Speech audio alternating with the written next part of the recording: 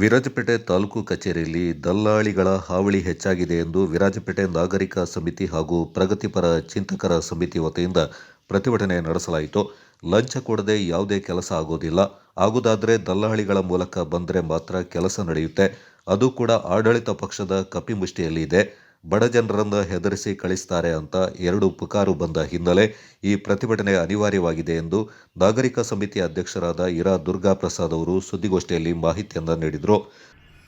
ವಿರಾಜಪೇಟೆ ತಹಸೀಲ್ದಾರ್ ಕಚೇರಿಯಲ್ಲಿ ನಡೀತಾ ಇರುವಂತಹ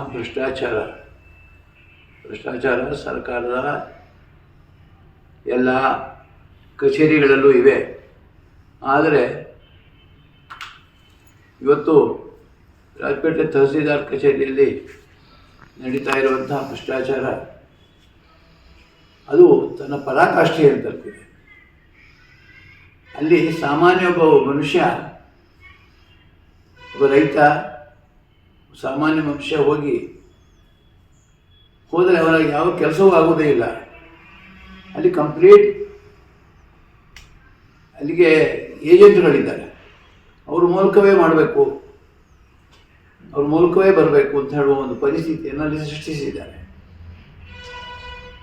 ಮತ್ತು ಅಲ್ಲಿ ಹೋಗಿ ಅನುಭವ ಇರುವಂಥವರು ಹೇಳ್ತಾರೆ, ಈ ಯಾರು ಏಜೆಂಟ್ಗಳಂತಿದ್ದಾರೆ ಅವರು ತುಂಬ ದೊಡ್ಡ ಪ್ರಮಾಣದಲ್ಲಿ ದುಡ್ಡನ್ನು ಅವರು ಸಿಗಿತಾರೆ. 10,000, 15,000, 50,000 ಅವರ ಬಾಯಿಗೆ ಬಂದಷ್ಟು ದುಡ್ಡು ಕೇಳ್ತಾರೆ. ಸೊ ಇಷ್ಟೇ ಎಲ್ಲ ದುಡ್ಡು ಕೊಟ್ಟು ತಮ್ಮ ಕೆಲಸವನ್ನು ಮಾಡಿಸ್ಕೊಳ್ಬೇಕಾಗ್ತದೆ. ಇಂತಹ ಸುಮಾರು 70 ಜನ ಏಜೆಂಟುಗಳಿದ್ದಾರೆ ಆ ಆಫೀಸಿಗೆ ಅಂತ ಹೇಳಿಬಿಟ್ಟು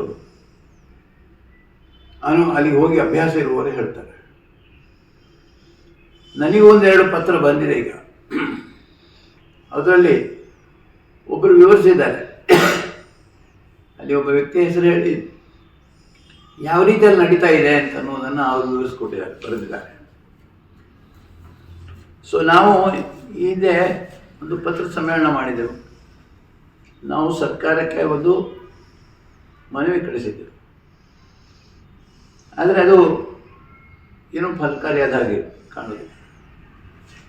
ನಾವು ಕಳಿಸಕ್ಕೆ ಹೇಳಿದ ಹಾಗೆ ನಾವೀಗ ನಿರಂತರವಾಗಿ ಜನಸಾಮಾನ್ಯರು,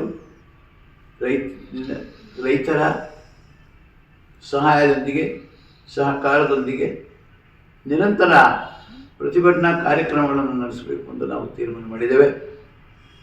ಸಾಂಕೇತಿಕವಾಗಿ ಮುಂದಿನ ಬುಧವಾರ ತಹಸೀಲ್ದಾರ್ ಕಚೇರಿ ಎದುರಿನಲ್ಲಿ ಒಂದು ಪ್ರತಿಭಟನೆಯ ಕಾರ್ಯಕ್ರಮವನ್ನು ನಾವು ಹಮ್ಮಿಕೊಳ್ಳಲಿಕ್ಕಿದ್ದೇವೆ. ಪ್ರಗತಿಪರ ಚಿಂತಕರಾದ ಬಾಳೆಟೀರ ಕಾಳಯ್ಯ ಮಾತನಾಡಿ, ಅನೇಕ ಕಡತಗಳಿಂದ ಹಣ ನೀಡಿದ ಕಾರಣ ಹಾಗೆಯೇ ಉಳಿಸಿಕೊಂಡಿದ್ದಾರೆ. ವಿನಾಕಾರಣ ಕಾಲ ತಳ್ಳುತ್ತಿದ್ದಾರೆಂದು ಆರೋಪಿಸಿದರು.